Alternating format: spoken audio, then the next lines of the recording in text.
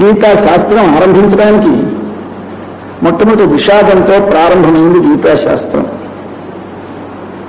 చిట్ట చివర మళ్ళీ మోక్ష సన్యాస యోగమని మళ్ళీ సన్యాసంతో సమాప్తమైంది గీత. సర్వధర్మాన్ పరిత్యజ్య అనే శ్లోకం చిట్ట చివరి శ్లోకం అంటారు. ఆ తర్వాత కొన్ని శ్లోకాలున్నా అంటే శరణాగతి. శరణాగతికి మరొక పేరు త్యాగం, మరొక పేరు సన్యాసం. సన్యాసము, త్యాగము, శరణాగతి అనే పేర్లతో చెప్పబడేది దీనికి మూలం. అది భక్తి యొక్క పరిణత స్వరూపం.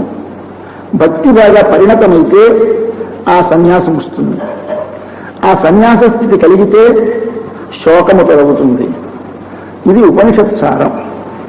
ఉపనిషత్తులలో తరతి శోకం ఆత్మవిదని, ఆత్మజ్ఞానము గలవాడు శోకమును తరిస్తాడు అని చెప్పాడు.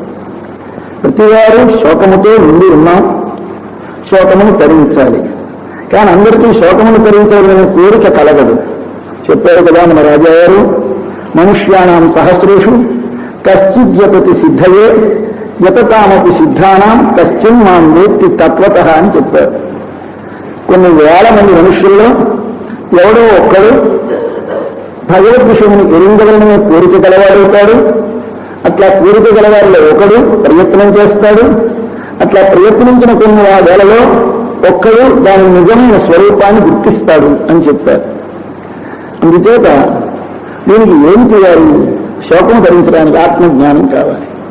ఆత్మజ్ఞానం మన చేత సాధించబడేదా? మనం సాధించగలమా అంటే నీవు సాధించేది కాదు. దానికి భగవద్ అనుగ్రహం చేత లోన భాషించాలి.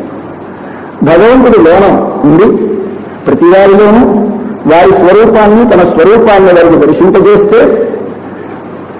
దర్శింపగలుగుతాడని స్వామి తన విశ్వరూప సందర్శనం ఇందాక పారాయణ చేశారు మనవారు. ఈ రూపాన్ని చూడాలని చాలా మంది కోరుకున్నారుగా, నిత్యం దర్శనకాంక్షణ, ఎంతలో చూడాలంటున్నారు. కానీ ఎవరికి కలగలేదు. ఇవాళ నమ్మదానుగ్రహాత్, నా అనుగ్రహములు నీకు కలిగింది. అయితే ఎలా కలుగుతుంది అంటే దానికి ఆయన చెప్పాడు, నాహం వేదైహి నా తపసా నా దానేనా నచి విద్యయా శక్యయోగం ద్రష్టం దృష్టవాన్ సుమాం యథా భక్త్యా త్వనన్యయా శక్య అన్నాడు స్వామి. నువ్వు ఏమి సాధన చేసేదిగా వేదములు వెళ్ళవేశాను, తలకిందులుగా ఘన చెబుతాను, జట చెబుతానన్నా నాహం వేదైహి, వేదముల చేత నా స్వరూపము నీకు లభించదు. నా తపస కాదు, తపస్సు చేస్తాను, చేసినా లభించదు. దాని గురించి తపస్సు అంటే ఆలోచన. తప ఆలోచనే అని సంస్కృతంలో ధాతువు. తపస్సు అంటే ముక్కు మూసుకుని కూర్చోవడం కాదు, ఆత్మస్వరూపమును గురించి తెలుసుకునవలననే ప్రయత్నమునకు తపస్సు అని పేరు. అట్లాంటి ఆత్మస్వరూపమును తెలుసుకునే ప్రయత్నం ఏమిటి అంటే మనకి ఉపనిషత్తులలో స్వాధ్యాయము తపస్సు, గానము తపస్సు, యజ్ఞము తపస్సు అని తపస్సు అంటే అనేక రకములుగా ఉంటుందని చెప్పాడు. అట్టి తపస్సులు మళ్ళీ 3 రకములుగా ఉంటాయని, వాచిక, కాయికమైన, మానసికమైన తపస్సులు ఉంటాయని మనకి గీతాచార్యుడు చెప్తాడు. అటువంటి తపస్సు చేసినా నేను దర్శనం అవ్వను. మరి ఎట్లా దర్శనం అవుతాయి అంటే నా దానినా చాలా గొప్పది యజ్ఞ దానం తపశ్చైవ పావన అని మనీషినామని గీతాచార్యుడు 18వ అధ్యాయంలో యజ్ఞము, దానము, తపస్సు తప్పకుండా చేయాలి ప్రతివారు. అది చేస్తే కానీ నీ మనస్సులో స్వామి దర్శనము కాకుండా ఆటంకపరచిన రాగద్వేషములనే మాలిన్యములు తొలగవు. ఇవి తొలగడానికి దానం ఒక సాధనము, యజ్ఞం ఒక సాధనము, తపస్సు ఒక సాధనం. అయితే తొలగుతాయి కానీ కనపడడం ఆయన ఎదురుగా ఉన్నాడు. అది కనిపించకుండా చేసేటువంటి మాలిన్యమును తొలగింది. ఇది ఎలా కలుగుతుంది అంటే భక్త్యా త్వనన్యయా శక్య, నా యందు పరిపూర్ణమైనటువంటి భక్తి కావాలి. అదే మన టీవీ జరాజు గారు కుక్క కథ చెప్పారు. చాలా గొప్ప మన సంప్రదాయంలో కుక్కకి ఎంత ప్రాధాన్యం ఇచ్చారో చూడండి అని చెప్పారు. ఆ కుక్కకు అన్నది ఏమున్నది, దానికన్నా ఫెయిత్ఫుల్నెస్ అన్నారు వారు. దానిలో మనవారు విశ్వాసము, భక్తి అన్నారు. అటువంటి ఒక భక్తి ఉండాలి. రక్షిష్యతి, తప్పకుండా భగవంతుడు నన్ను రక్షిస్తాడు అనే విశ్వాసం నీకు ఉంటేనే కానీ నువ్వు వాణ్ణి దృఢముగా నమ్మి ఉండలేవు. ఆ దృఢముగా నమ్మి ఉండేటువంటి విశ్వాసాన్ని వాడు ప్రసాదిస్తాడు. దానివల్ల భక్త్యా నేను లభిస్తానన్నాడు. అయితే స్వామి ఒక్క దానికే లభించడం, ఇది లభించకపోవడమని ప్రేమించిన వెంటనే నేను నీ స్వరూపాన్ని దర్శింపచేస్తానంటున్నావే, ఇంత జ్ఞానము కలిగినా, ఇంత ఇతరమైన సాధనములున్నా కనిపించిన వారు ప్రేమకు లొంగడానికి కారణమేమి? అహం ఏవం విధ అంటాడు ఆ శ్లోకంలో చుట్టూ చేరక భగవాన్. అహం ఏవం విధ అంటే నేను ఇలాంటి వాడిని, ఏవం విధ అంటే ఇట్టివాడిని. ఏమిటి సార్ మీరు ఎలాగున్నారు అంటే, ఏం చేయాలా, అది నా వీక్నెస్ అంటూ ఉంటారు మన వాళ్ళు. అది ఆ భగవాన్ యొక్క వీక్నెస్. ఏమిటో వీక్నెస్? నా స్వభావం ఏంటి అన్నాడు. నా స్వభావం ఇది అంటే అర్థం ఏంటి? ఎవరైనా ప్రేమించేదంటే ప్రేమించకుండా ఉండలేని స్వభావం నాది. ప్రేమించిన దానికి వెంటనే వాడు కోరనక్కర్లేదు, నా అంతటి నేనే నా స్వరూపాన్ని దర్శింపజేసేటువంటి స్వభావం నాది. అంటే వేరేది కాదు, వాడు నన్ను ప్రేమించాడు. ప్రియేహి జ్ఞానత్యర్థమహం సచ మమ ప్రియ. నేను జ్ఞానికి అంటే భక్తునికి చాలా ప్రీతిపాత్రుంది. ఎంత ప్రీతిపాత్రుడుంది భగవానుడు భక్తునికి అంటే అత్యర్థం అన్నాడు భగవద్గీతలో ఒక అందమైన మాట. అర్థం అంటే మాటలతో చెప్పబడేది అర్థం, అత్యర్థం అంటే మాటలతో చెప్పడానికి శక్యము కానిది. ఎంత ప్రేమ భగవంతుని యొక్క భక్తునికి నేను చెప్పలేన్నాడు స్వామి. సర్వజ్ఞుడైన సర్వేశ్వరుడు భగవానుడు నిజమైన భక్తుడు తనను ప్రేమించిన ప్రేమ ఎంతటిదో చెప్పాలంటే నేనే చెప్పలేను అన్నలాంటి ప్రేమ ఉంటుంది భక్తునికి నా యందు. అట్లాంటి ప్రేమ కలిగిన వానికి నేనేం చేస్తాను? నేను వాడిని ప్రేమిస్తాను. వాడిని ప్రేమించి ఏం చేస్తావు? నా స్వరూపాన్ని దర్శింపచేస్తాను. ఎప్పుడు ఎవరు తామై దర్శించరు, వాడు దర్శింప చేస్తాడు. ఇది సిద్ధాంతం, ఇది ఉపనిషత్ సిద్ధాంతం. ఉపనిషత్తులలో కఠోపనిషత్తులో ముండకోపనిషత్తులో ఒకే మంత్రం ఇస్తుంది. నాయమాత్మ ప్రవచనేన లక్ష్య నా మేధయా నా బహునాశ్రుతేన. భగవాను పొందాలి, ఏం చేయాలి? దర్శించాలి భగవాన్ని అని ఉపనిషత్తు చెప్పింది. ఆత్మావా అరే ద్రష్టవ్య, చూడాలయా. దేనితో? ఈ కంటితో కనపడడు, మరి ఏ కంటితో? దివ్యం దదానితే చక్షు అని స్వామి భగవద్గీతలో చెప్పినట్టు ఒక దివ్య చక్షుస్సు కావాలి. దివ్యం అంటే మానసిక ప్రకాశవంతమైన ఒక జ్ఞానము కలగాలి. ఆ దివ్యం అంటే దివ్య అంటే ప్రకాశం, దివ్య అంటే ప్రకాశవంతమైన ఒక లోపల కన్ను విడాలి. ఆ లోపలి కన్ను విన్న విడ్డవారెవరో వారికి దర్శనమవుతుంది. ఇట్లే దాన్ని చూడడానికి ఏం చేయాలి? నువ్వేమైనా చేయాలక్కర్లేదా? మనం ఏం చేయదు, వాళ్ళు చూపిస్తాం ఊరుకుంటావా? పనికిరాదు. నువ్వు కొంత ప్రయత్నించాలి. ఏం చేయాలి? శ్రోతవ్య, మంతవ్య, నిధిధ్యాసితవ్య. నువ్వు వినాలి. ఎన్నిసార్లు వినాలి? వినాలి వినాలి వినాలి కొన్ని జన్మలు వినాలి. ఈ ఒక్క జన్మలో విన్నందువల్ల మనకి భగవంతుని యొక్క అనుగ్రహం కలుగుతుంది అనుకో వద్దన్నారు. వాసుదేవ మననం అనే ఒక గ్రంథంలో వారు చెబుతూ, అయ్యా మననము కొన్ని జన్మల పాటు చేస్తే కానీ ఈ మానసికమైనటువంటి అశ్రద్ధ, మానసికమైన అవిశ్వాసము, మానసికమైనటువంటి సంశయం కలగవటం. మనకి మనస్సులో భగవంతుని గురించి ప్రేమ ఏర్పడకపోవటానికి కారణం మూడుని చెప్పాడు స్వామి. ఒకటి అజ్ఞానము, రెండు అశ్రద్ధ, మూడు సంశయము. ఇవి మూడు మనకు ప్రతిబంధకాలు. మొట్ట మనసు ఉన్నాడనే మనకు తెలియదు, ఎవరు చెప్పినా వినలేదు, విన్న లోపల జ్ఞానం కలగలేదు, అజ్ఞానం. అది ఒక ప్రతిబంధకం. దాని తర్వాత చెప్పారు, విన్నాము, తెలిసింది, ఉన్నాడు, కానీ ఏంటో అన్నాం. ఇది రెండవది. ఇది అశ్రద్ధ. శ్రద్ధ అంటే ఏమి? ఒక వస్తువును గురించి నీకు ఆదరము కలిగిన తర్వాత దానిని పొందకుండా ఉండలేని తొందర కలగాలి మనసులో. దాని పేరు శ్రద్ధ అంటారు. శ్రద్ధ అంటే ప్రాప్య త్వర అని సంస్కృతంలో నిర్వచనం. శ్రద్ధ అంటే పొందవలసినది నేను పొందాలి. సినిమా కొత్తగా వచ్చింది, ఫస్ట్ షోకి వెళ్ళాలి, ఇది ప్రాప్యం. ఏమవుతుంది? వెంటనే మీకు త్వర పుడుతుంది. ముందేడు గొడవ చూసుకోవాలి, ముందేడు గొడవ చూసుకోవాలి, అక్కడ ఉండాలి, ఇవన్నీ ప్రయత్నాలు చేయడంలో. అలాగే ప్రాప్యమైన భగవద్ దర్శనమునందు త్వర కలుగుతుందా? అది కలగదు. ఇది కలగకుండా ఏం చేస్తే మీకు అశ్రద్ధ కలుగుతుంది, అంటే త్వర కలగకపోవడం రెండవ దోషం. మూడవది ఏం కలుగుతుంది? ఈ మొదటిది రెండో కొంతకాలానికి తొలగితే తొలగవచ్చును, కానీ మూడవది సంశయం. సంశయం అంటే ఏమిటో వరలా చెప్తారు కానండి, ఏమిటో ఉందో లేదు. ఏదో మొసలి కాలు కట్టుగా లాగేసి నీళ్ళలో కదిలాగితే ఎద్దుకు తనలాగి తన బలం వారు ఇందాక చెప్పారు, ఏదో రెండు జీన్స్ అని, ఆ జీన్స్ మరో జీన్స్ అని, ఈ జీను వెనక్కి లాగింది, ఆ లాగితే వెనక్కి వెళ్దాం మనమే దాన్ని ఓడించేదామని ప్రయత్నం చేస్తే వెనక్కి రాలేక తనని తను రక్షించుకుంటారని కొంతకాలం ఊరుకొని ఒడ్డున 9 లక్షల ఆడవేలుగులు రక్షిస్తాయని కొంతసేపు ప్రయత్నించి అన్ని విఫలమై అప్పుడు దానికి కోరిక ఏదైనా ఎవడో ఉండి ఉంటాడు. వెనక మనం కిందటి జన్మలో ఈయన ఉండగా నారాయణ నారాయణ అని జపం చేశాను కనుక బహుశా నారాయణ అనేవాడు ఉన్నాడు, వాడే రక్షకుడట, వాడిని స్మరింతామని బుద్ధి పుట్టి ప్రారంభించి మళ్ళీ గట్టిగా స్మరించలేక ఏదో కలండనడి వాడు కలడో లేదో అంటాడు. కానీ అప్పటికైనా ధైర్యంగా ఉన్నాడన్నాడా? కలడు కలండు అంటారు కానీ కలడో లేదు. ఈ దశ, ఇది సంశయం. సంశయాత్మ వినశ్యతి అన్నాడు గీతాచార్యుడు భగవద్గీతలోనైనా. మొదటి రెండింటి కంటే ప్రమాదం ఈ సంశయం. దీన్ని దాటడం చాలా అదృష్టవంతులకు కానీ సంభవించదు. ఈ సంశయమును దాటాలి. ఇది దాటడానికి ఏం చేయాలి? ప్రేమ కలగాలి. ఈ ప్రేమ భక్తి ఎలా కలుగుతుంది అంటే ఈయన సంపాదించుకుంటే వచ్చేది కాదు, చదివితే కలిగేది కాదు, మన లోపలే ఉన్నది అది బయటపడాలి. ఎలా బయటపడుతుంది? మహాపురుషుల యొక్క సంపర్కం వలన, వారి దర్శనం వలన బయటపడుతుంది. ఇది కేవలం ఒక అంటువ్యాధి లాంటిది.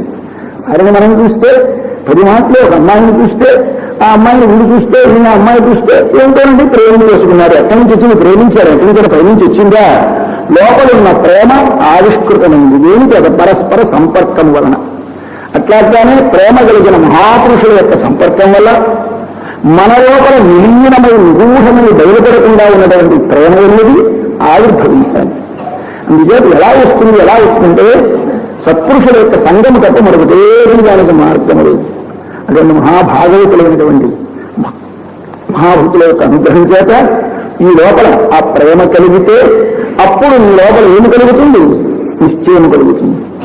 ఈ నిశ్చయం కలిగిన తర్వాత అప్పుడు ఏం చేయాలి అంటే అప్పుడు ముముక్షుర్వై శరణమహం ప్రపద్యే అంటే ఉపనిషత్తు. అప్పుడు విడివడను ఏనుగటి ముసలి నోటి నుండి విడివడవలనే కోరిక కలిగిన వాడు ఏం చేసింది? చివరికి ముముక్షుడు అంటే ముముక్షు అంటే విడివడవలనే కోరిక కలగలింది ఏనుగు.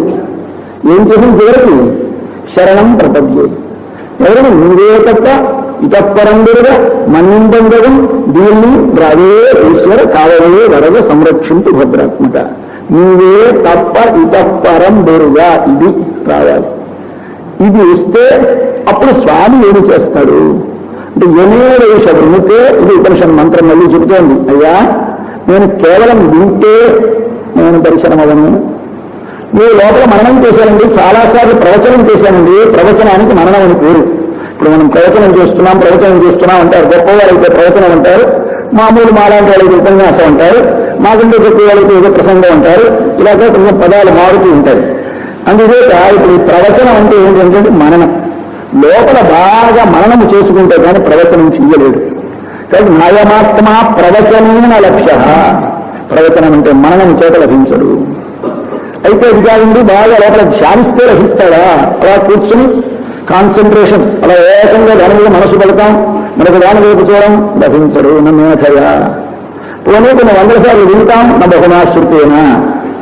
అరే ఇందాక శ్రోతవ్య మంతవ్య నిధిశాసితవ్య అని చెప్పి ఇక్కడికి వచ్చేసరికి నా శృతేనా మేధయ ప్రవచనేనా అన్నాడు. లేదు మూడింటి ఎలా లాభం లేదన్నాడు. ఏది పరస్పర విరుద్ధమైన స్టేట్మెంట్ ఉపనిషత్తులో డాక్టర్ ఆయన చెప్తున్నాడుగా కాదు, అది నేను చెయ్యాలి.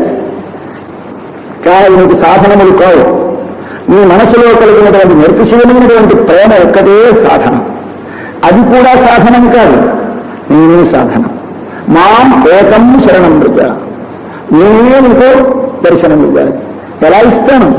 నువ్వంత వెర్రిగా పిచ్చిగా ప్రేమిస్తే ఆ ప్రేమించినకు వశమైపోయి నేనే వచ్చి యమేష వృణుతే తేన రక్ష తస్య ఏష ఆత్మా వివృణుతే తనో స్వాం. అట్టి దానికి పరమాత్మ తన రూపమును తానే దర్శింపచేయును. ఇది విశ్వరూప సందర్శన యోగం. ఎలా దర్శించాడా? అర్జునుడు దర్శింపచేసాడా స్వామి. దివ్యం దదానికి చక్షురు తస్య. ఇంకొక మంచి ప్రకాశవంతమైన కన్నిస్తాను లోపల చూడన్నాడు. అంతేకాని చూడని నువ్వు ముందు చూడలేదు, తను ఇచ్చిన తర్వాత చూడు. ఇచ్చేవాడు ఆయన. కాబట్టి ఆయన వసంగాలి. ఈ సిద్ధాంతాన్ని గీత మనకు ఉపదేశిస్తుంది. దీనికి ఏమి చేయాలో చెబుతుంది. ఇది మానవ జీవిత చరమ లక్ష్యం. ఏమిటి పరమ పురుషార్థం మానవుడు? భగవంతుని యొక్క దర్శనం. ఆ భగవద్ దర్శనం అంటే ఇక్కడ కలుగుతుందా? కలుగుతుంది. ఇక్కడే కలుగుతుంది. ఎక్కడ కలుగుతుంది? బయట కంటితో కనకూడదు. ఆంతరమైన దర్శనం అవుతుంది. ఈ ఆంతరమైన దర్శనానికి ఏమి కావాలి అంటే శరణాగతి కావాలి. శరణాగతికి ముందేమి కావాలి? విశ్వాసము కావాలి, సంశయము తొలగాలి. అది తొలగడానికి ఏమి కావాలి? భాగవత సంశ్లేషము కావాలి, భాగవతుల యొక్క సహవాసము కావాలి. దానికి ముందు నువ్వేం చేయాలి? 10 మాటలు వినాలి, విన్నదాన్ని మననం చేయాలి, మన్నదాన్ని మళ్ళ మనసు లోపల భావించాలి. ఇది ఈ ప్రాసెస్లో జరిగితే దానివలన మనకి ఒకనాడు భగవానుడు తానే అనుగ్రహించి దర్శనం చేస్తాడు. ఇది దీన్ని పొందిన నాడు నువ్వేం పొందుతావు? శాంతి. ఎందుకు మానవులందరూ జన్మ ఏంటి? శాంతి కావాలి. ప్రతి వారికి శాంతి కావాలి, శాంతి కావాలి. శాంతి విశ్వశాంతిని, లోకానికి శాంతిని కలిగించేవాళ్ళం మనం అందరము. కానీ మన లోపల శాంతి లేదు. మనమందరము లోకానికి శాంతిని కలిగింటామని ఉపన్యాసాలు చేస్తున్నాం. కానీ ఈ లోపల శాంతి ఉందా? తెలియదు. లోపల కావలసినంత ఐశ్వర్యం ఉంటుంది, భోగములు ఉంటాయి, విలాసవంతములైన పరికరములు ఉంటాయి, కానీ సుఖం అనుభవిస్తూనే ఉంటాడు. కానీ శాంతి లేదు. ఎందుచేత లేదు శాంతి అంటే భగవద్గీతలో 2వ అధ్యాయంలో స్వామి శాంతి కలగడానికి 2 శ్లోకాలు చెప్పారు. అబ్బాయి ఇదిగో వీడు శాంతిని పొందుతాడు, వీడు శాంతిని పొందుతాడని 2 మాటలు చెప్పాడు. విహాయ కామాన్య సర్వాన్. నీ మనసులో ఈ కనిపించే వస్తువులు, వినిపించే వస్తువులు, చవిచూచే వస్తువులు, ఇతరమైన స్పృశించిన వస్తువులు, పంచేంద్రియముల చేత నీ చేత గ్రహించబడే విషయములన్నీ లోపల పడి ఉంటాయి. ఇవి ఎక్కడికి పోవు, లోపలే ఉంటాయి. అవన్నీ సంస్కార రూపముగా, వాసనా రూపముగా ఉంటాయి. అవి నీ చేత కోరబెడుతూ ఉంటాయి. ఇది నాకు కావాలి, ఇది నాకు కావాలి అనిపిస్తూ ఉంటాయి. వాటిని కామములంటారు. కామం అనగా చూచినవి, వినినవి, తినినవి, స్పృశించినవి, వీటినన్నిటినీ కావాలని మనసు లోపల ఆ విషయములను కోరుట లోపల ఉంటుంది. ఇది తగ్గాలి. దానికి ముందంతా సాధన చెప్పడం కూడా ఎలా చేయాలో తర్వాత చూడడం. తగ్గి తర్వాత ఏం చేయాలి? అది తగ్గిన తర్వాత నువ్వు ఒక్కసారి మనస్సు లోపల ఏ విధమైనటువంటి ఇతరమైన కోరికలు లేకుండా అప్పుడే నువ్వు ఆ భగవంతుని ఉండే ప్రారంభిస్తే అప్పుడు స్వామి ఏం చేస్తాడు? నీకు శాంతిని ఇస్తాడు. ఇది ఎలా ఉంటే శాంతిని ఇస్తాడు? నువ్వు ఒక సముద్రంలా ఉంటే శాంతిని ఇస్తాడన్నాడు స్వామి భగవద్గీతలో 2వ అధ్యాయంలో. మనకు రోజు కనిపిస్తోంది సముద్రం. సముద్రంలో ఏముంది? పెద్ద అలలు, కెరటాలు ఏవో కొట్టుకుంటున్నాయి. అది కాదు చూడవలసినది. సముద్రమును చూపిస్తూ ఒక పాఠం చెబుతున్నాడు కృష్ణ భగవానుడు, శాంతికి మార్గాన్ని. సముద్రంలో ఎన్నో నదుల జలములు ప్రవేశిస్తున్నాయి. పెద్ద పెద్ద వరద వచ్చినా, ఉత్తరలు వచ్చినా సముద్రంలోనికే వెళుతున్నాయి. ఇన్ని వెళ్ళినా ఆపూర్యమానం. ఇది ప్రజెంట్ కంటిన్యూస్ ప్యాసివ్ వాయిస్ అంటే అర్థం ఏంటి? నింత బలుచున్నది కానీ నిండి పేలినది కాదు, నింత బలినది కాదు, నింత బలుచున్నది. ఆపూర్యమానం ఏమండి? ట్యాంక్ ఫుల్ అయిపోయిందా? లేదంటే ఇంకా అవుతుంది. ఇలాగే సముద్రం నిండిపోయిందా? లేదు, ఆపూర్యమానం నింపబడుతోంది. అలాగే లోకంలో అన్ని చూడకుండా కళ్ళు మూసేసుకుందికి నీకు కళ్ళు ఇవ్వలేదు, వినకుండా దూదులు పెట్టుకుందికి చెవులు ఇవ్వలేదు, తలంచకుండా ఏ ఆలోచన రాకుండా అరికట్టుకుందికి మనస్సు ఇవ్వలేదు, దేవుని స్పృశించకుండా ఉండడానికి చర్మం ఇవ్వలేదు. ఇచ్చిన ఇంద్రియములను వినియోగించు. కానీ ఆ వినియోగించిన వాటి వల్ల వచ్చిన విషయములను నదులన్నీ సముద్రములోకి వెళ్ళి చేరినప్పుడు నది ఎట్లా నింపబడుసునే ఉన్నది కానీ నిండిపోలేదో అలా నీ హృదయం నింపబడుసునే